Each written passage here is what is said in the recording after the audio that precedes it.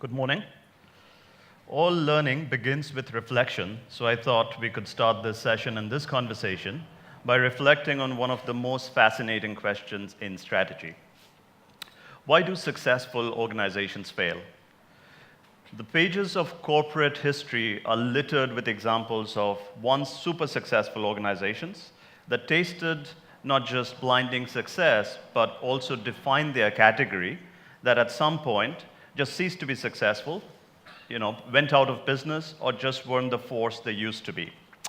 One of my favorite examples is the company Kodak. If you have used photography, I'm a photographer, you used to use Kodak films. In the 90s, Kodak was regularly one of the top 5 most valued brands on the planet. In 1996, Kodak had 2/3 of global market share, 16 billion in revenues. And then all through 2000, it really struggled as people moved to digital photography. And in early 2012, Kodak filed for bankruptcy. It's not an isolated example, as you know. If you think of Blockbuster, you think of Motorola, even a company as successful as Dell Computers, nowhere the force it used to be.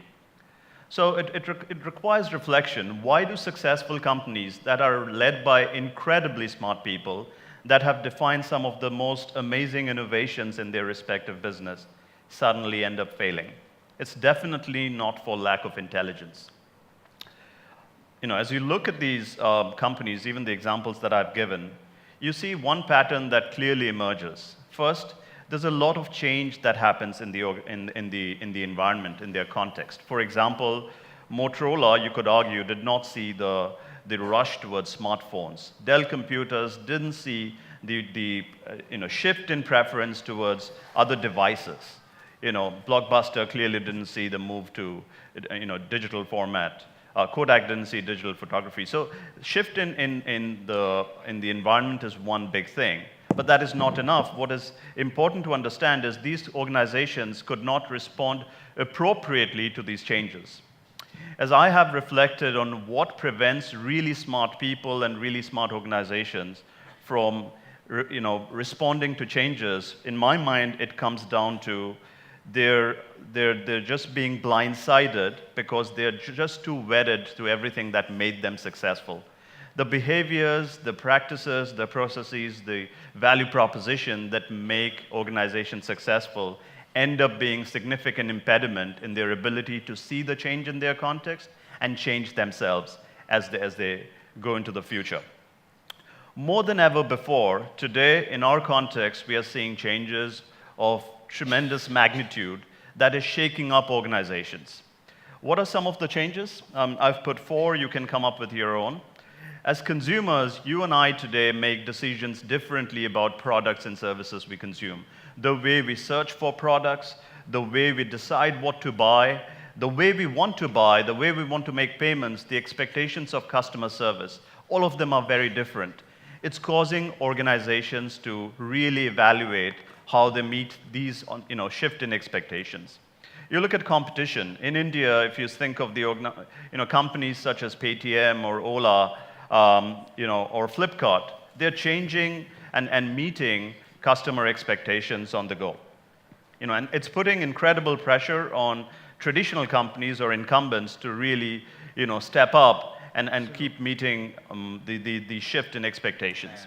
Brand, this is one of the big shifts that's happened over the last many years, which is it used to be such a big corporate asset. It no longer drives consumer purchase behavior as it used to be, which is one of the reasons if you track advertising companies, they're really struggling because their ability to drive purchase behaviors based on kind of creating a story around the brand, that has been somewhat compromised. And finally, as we talked about, Helena talked about new technologies and data. All of that are giving new types of insights and the ability to create new propositions, new products, new services, which companies need to embrace. So taken together, all of these represent really gigantic shifts in our context today, which is causing the kind of change that can render existing companies irrelevant. Across corporate boardrooms across the world, the big question that people are reflecting on is, are we solving the right problem? And is that problem going to stay relevant for consumers as we move into the future? This is a really, really tough question to answer.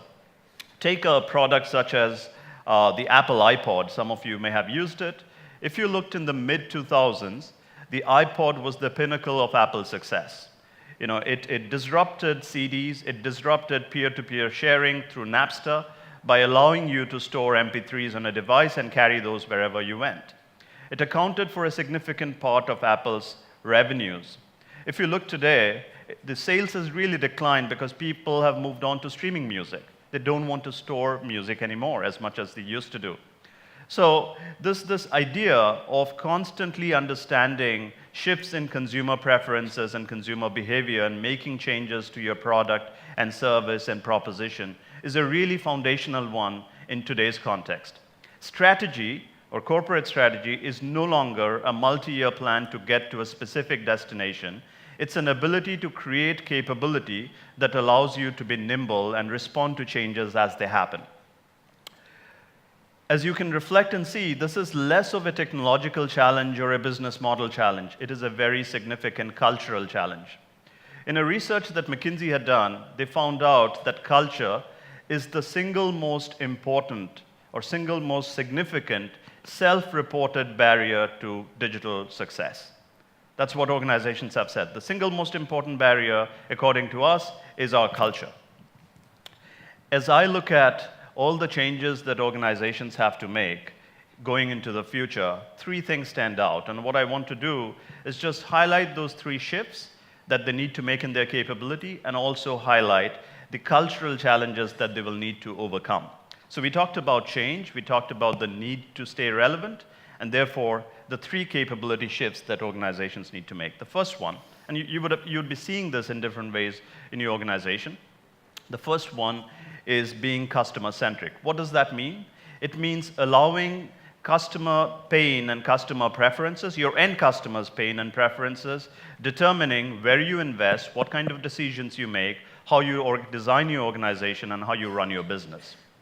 This is easier said than done.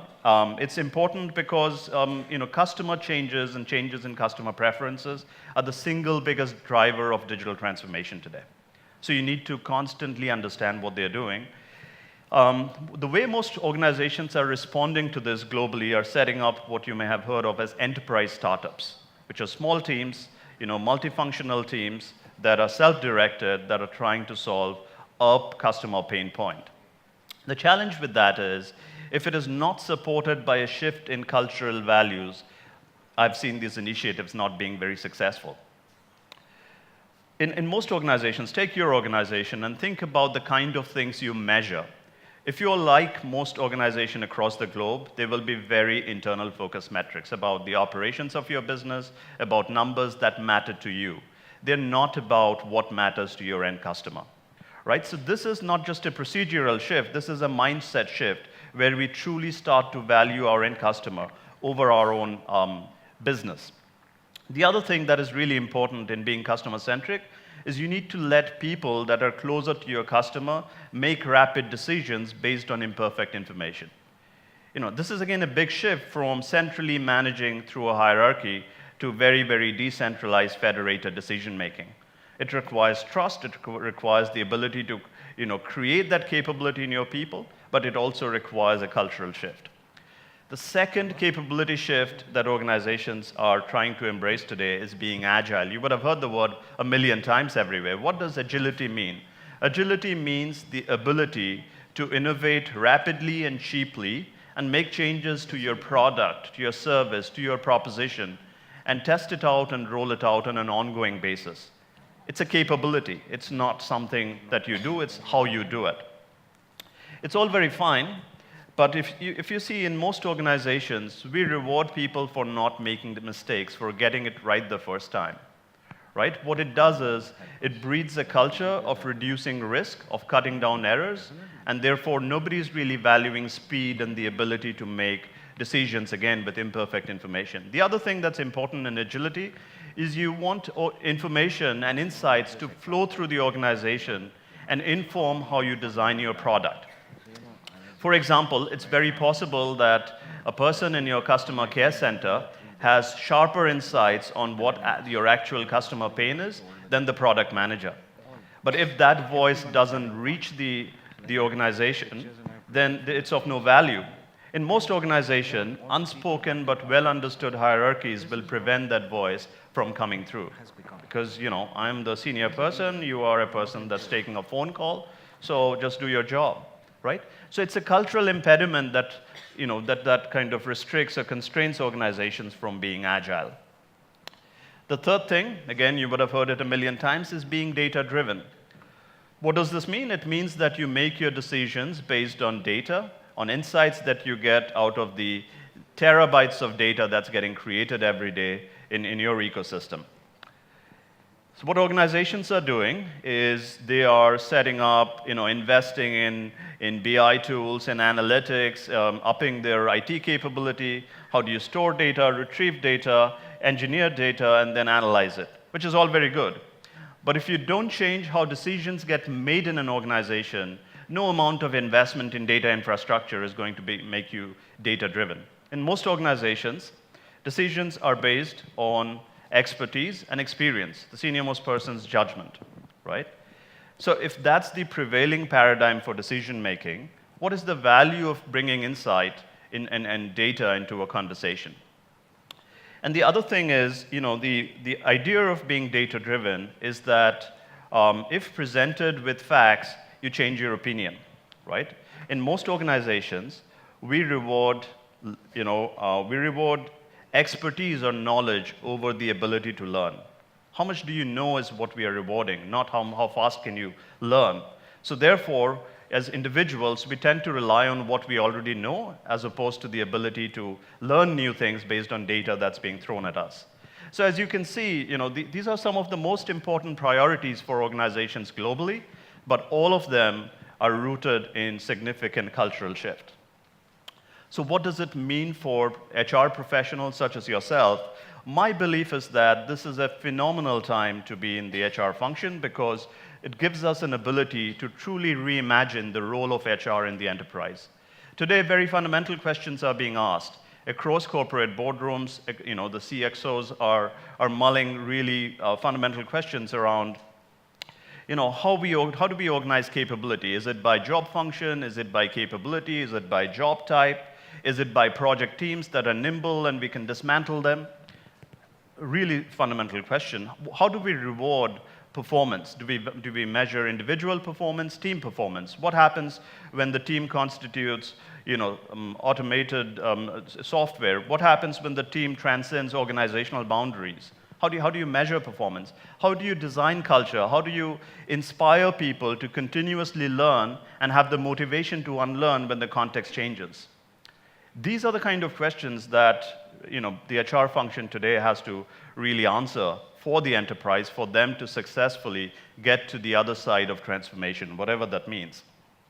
My belief is that the HR function itself needs to embrace those three principles that I talked about, which is being customer-centric, not just your internal customers, the external customer, truly understanding what they value and how that translates into behaviors and capabilities for the organization.